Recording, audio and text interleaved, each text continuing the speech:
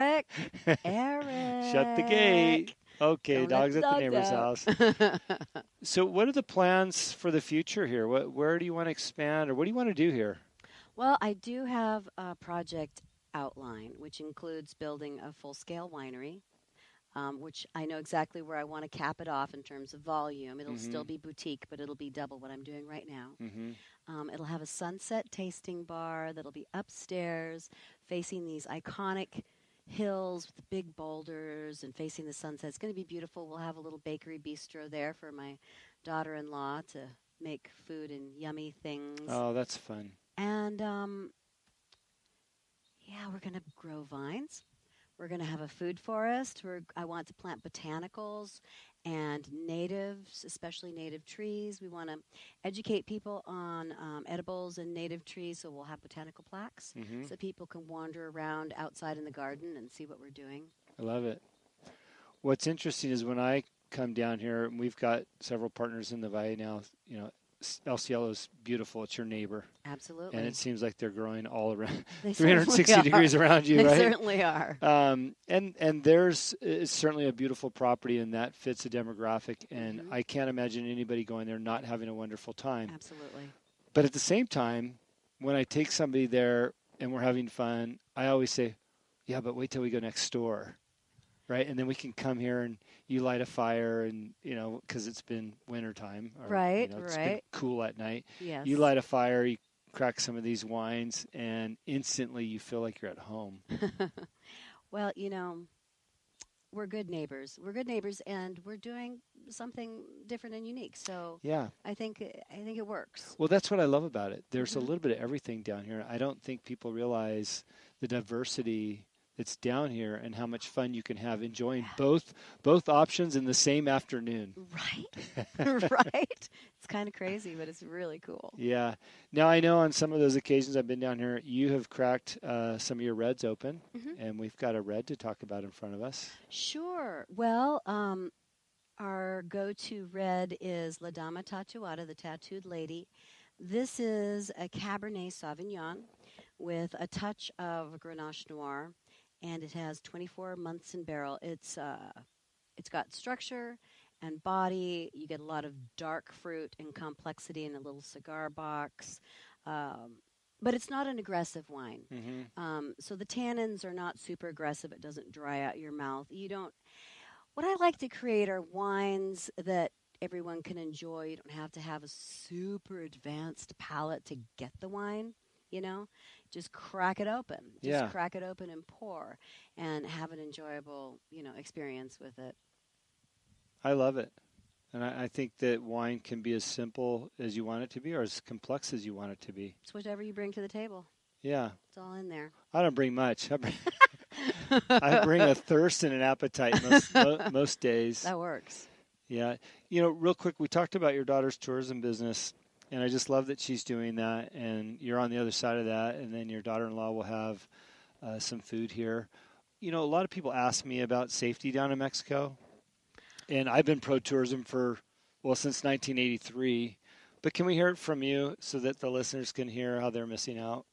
Okay, so I can crack jokes about Mexico because I live here. I've lived here as a single woman since 2012. Single, good-looking women, Ah, people. taking applications. Just kidding. Um, and rarely lock my gate. Yeah, right? I feel so safe here.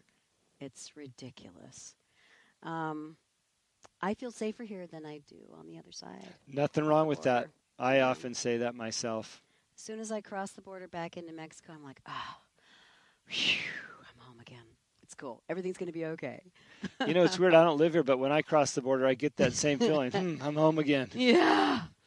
We wait for it to hit us, right? Because we're so uptight up in the United States. We cross the border, and I think it's just after the first toll booth, ocean's Uh-huh. on your right, mountains on your left, and just it all releases. Oh, I have to unwind Yeah. and take a deep breath, but I'm very grateful. And yeah, I mean, the safety here is, you know, like any place, you want to have a smart head about things. You don't want to be um, dumb and take chances. But that's anywhere in the world, Anywhere in the world. anywhere that you go and travel. Yep. But take it from me, a single woman who's lived here since 2012, alone, it is safe. And there is absolutely no reason for you not to come down here. Thank you for saying that. You know, it's funny. I got my first traffic ticket down here. No way. In Tecate 2 trips ago. Oh. Since 1983. Jeez. I rolled a stop sign. So he had every right to give me a ticket, right? And I went into the police station, which is right there. It's $20.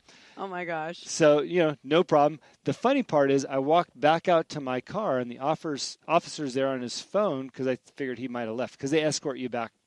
Don't worry, everybody. They will escort you to the police station to pay your fine because you're a U.S. citizen.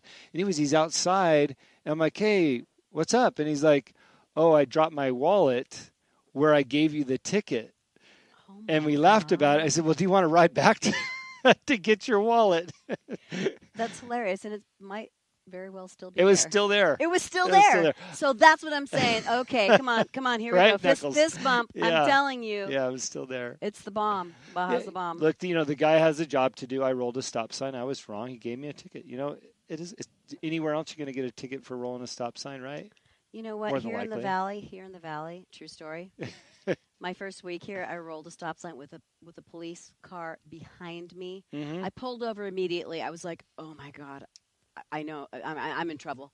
He rolled that stop sign and kept on going. Yeah. I've seen things you wouldn't believe. Like I've seen people with their windows rolled down, holding a glass of wine, driving down the road. This is Wine Valley, Mexico. People are like, well, I don't know about drinking and driving in the valley. Okay, we want you to be safe. I'm just saying it's pretty relaxed. Yeah. I'm not going to encourage that because you do have laws down here, and it's one of the things that people don't understand about Mexico. This is not a lawless country. They have laws. It's true. I'm sorry to put you on the spot about safety, but like I said, I've been pro-tourism for so long, and I feel like it's my job and obligation to promote what a wonderful country this is so that people will come down and feel good about that, and then they can come and enjoy your wines and your hospitality here. Fantastic. I love it. Right? Let's So do it. thank you for that. I've enjoyed my time hearing your story again, and I know that people will enjoy it equally as much as I have. Is there anything you want to tell us about what's up and coming, or just a tidbit, or any last thoughts before we close out the show and drink a whole bunch of wine? Right, right, because that's why we're here. My story's always evolving. What we're doing here is always evolving and changing. So whenever you pop in, we're going to have something new, a new wine, a new story. And we're always welcoming and want to hear your stories as well. So come on down and drink some wine with us. What are you waiting for? Yeah. I love on your gate, for all you men out there that are interested in coming down, the gate says you can ring my bell. Does it say anytime? Well, it doesn't say anytime, but you can add that. You can add that in your mind if you want. All right. Well, listen, we've had a great time. And I hope that people take advantage of coming down here and experiencing this firsthand. Sitara is a great host, and so is her family. And you can enjoy some fresh baked bread or whatever you guys are cooking that weekend. So, all right. Well, great to see you. Great to see you too, Jim. And you too, Eric. Thanks for not letting the dogs out. All right. Thank you. Chardonnay. It's the only wine that I entered in any competition this year. I just felt like I'd created something special and I wanted to put it out there. So I entered into an international competition that takes place in Ensenada every year at the university.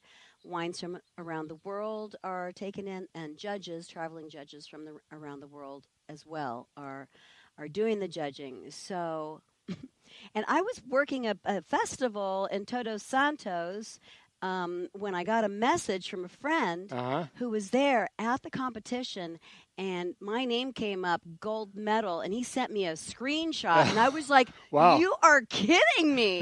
No, this can't even be real. Wow, that's awesome. Yeah, it was pretty exciting, especially because I don't know if any other women winemakers, not the ones that I saw on the list anyway, I didn't see any other women winemakers who'd taken golds or boutique wineries. I'm very, very small winery, as you know. Yeah. So to be included with the giants was just unfrickin' believable. Quite accomplishment. Well, congratulations. Thank you so much. Thanks.